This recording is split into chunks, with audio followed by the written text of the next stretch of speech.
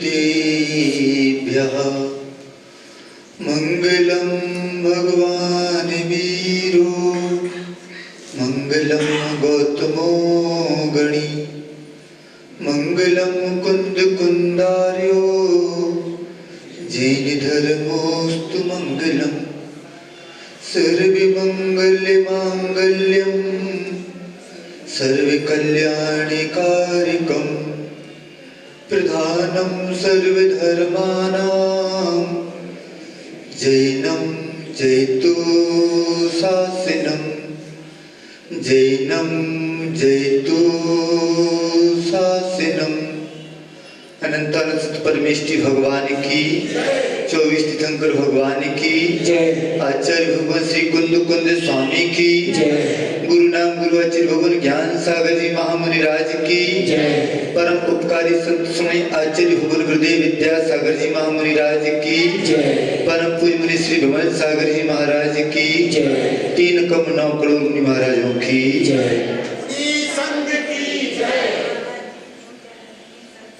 मोक्ष मार्ग में एक शब्द आता है अहम। अहम शब्द कहा जाए तो मोक्ष मार्ग में सबसे साधक शब्द है तो अहम है और सबसे बाधक शब्द है तो अहम है।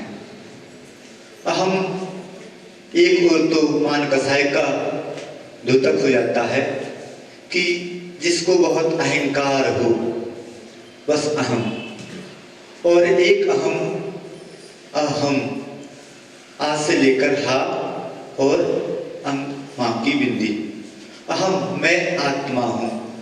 जिस व्यक्ति को ये ज्ञान हो जाए कि मैं आत्मा हूं वह व्यक्ति कभी मोक्ष मार्ग में यदवा तद्वा प्रवृत्ति कर ही नहीं सकता।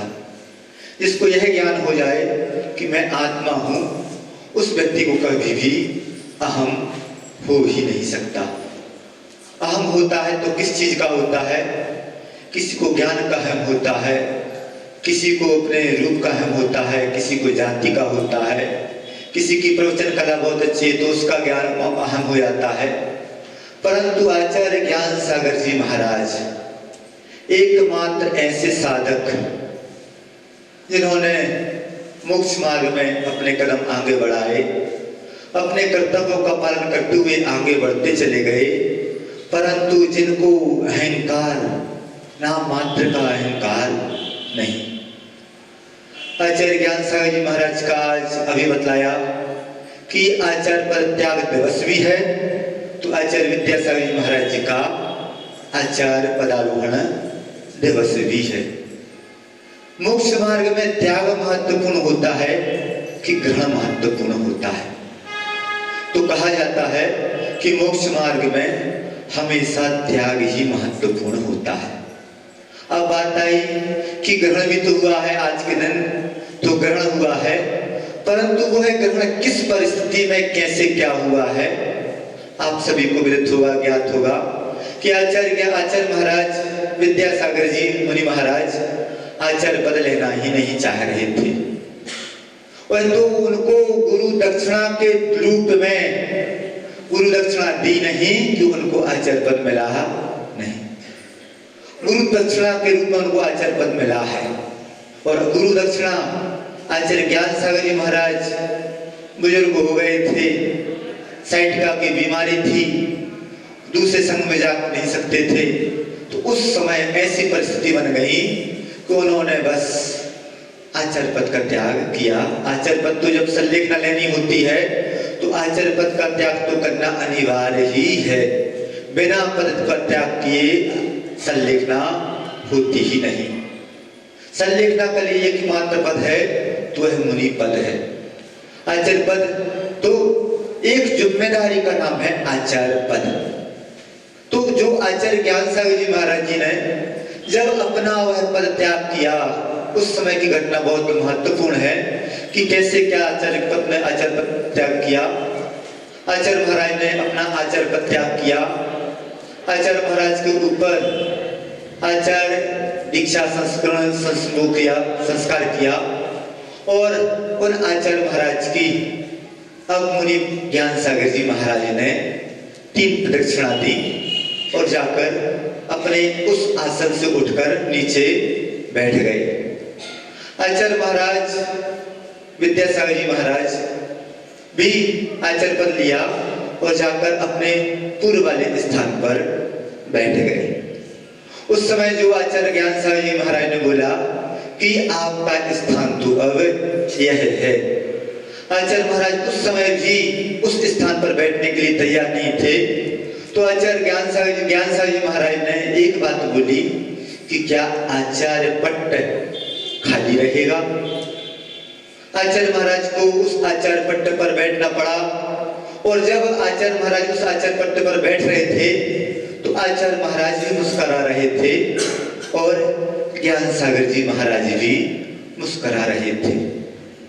अब जब उनसे पूछा गया बाद में कि आप क्यों मुस्कुरा रहे थे, आचार्य ज्ञान सागर जी महाराज से पूछा गया तो ज्ञान सागर जी महाराज जी ने कहा कि मैंने एक जिम्मेदारी ग्रहण की थी, उस जिम्मेदारी से मुक्त हुआ, भार मुक्त हुआ, इसलिए मेरे चेहरे पर मुस्कुराहट थी।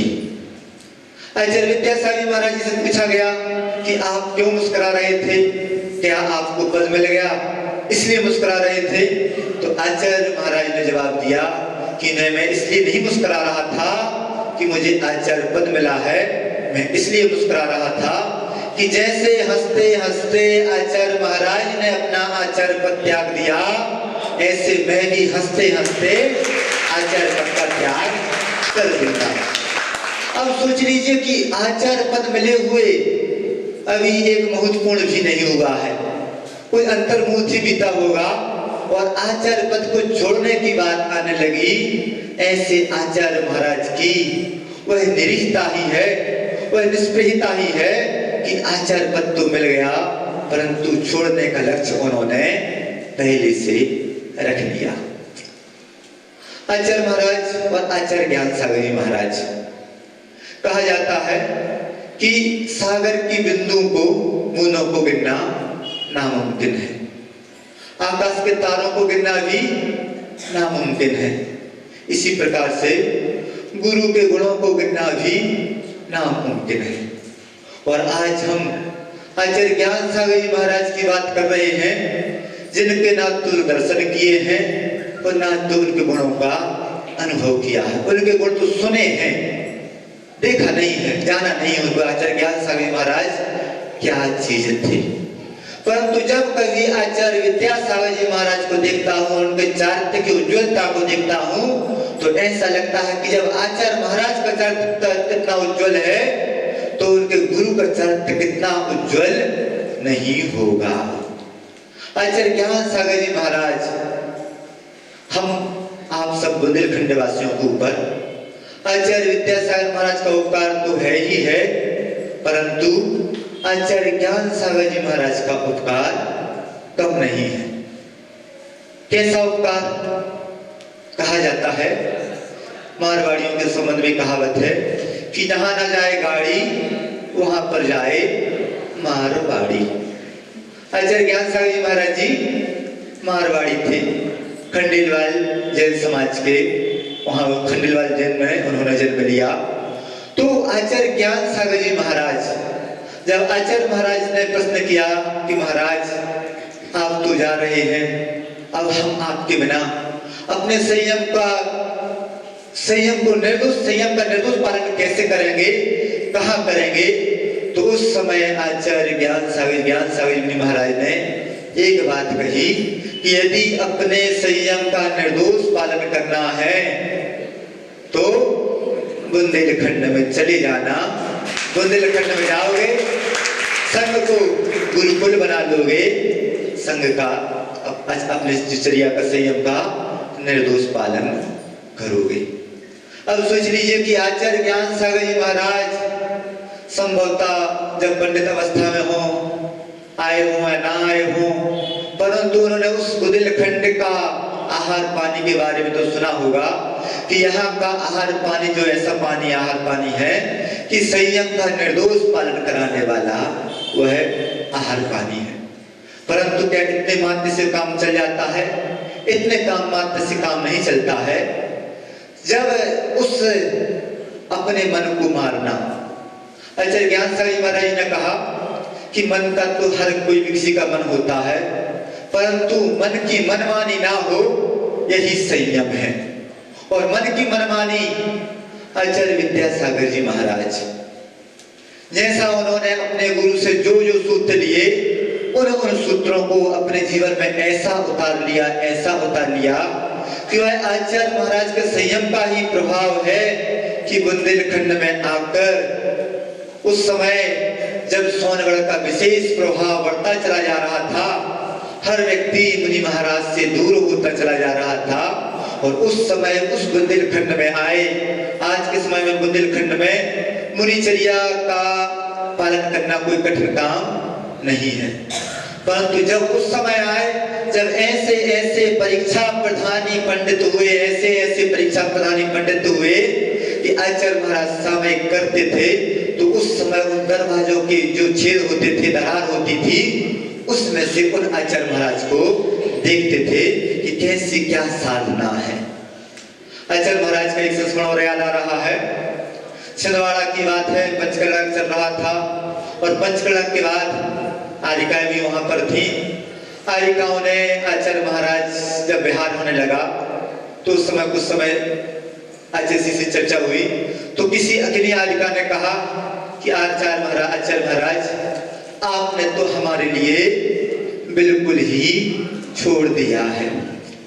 दूसरी आरिका ने फिर वो प्रश्न फिर तो किया, महाराज आपने तो हमारे लिए, हमने आपके लिए दुनिया छोड़ी परंतु आपने हमारे लिए जंगल में छोड़ दिया है। उस समय आचार्य महाराज का क्या शब्द था?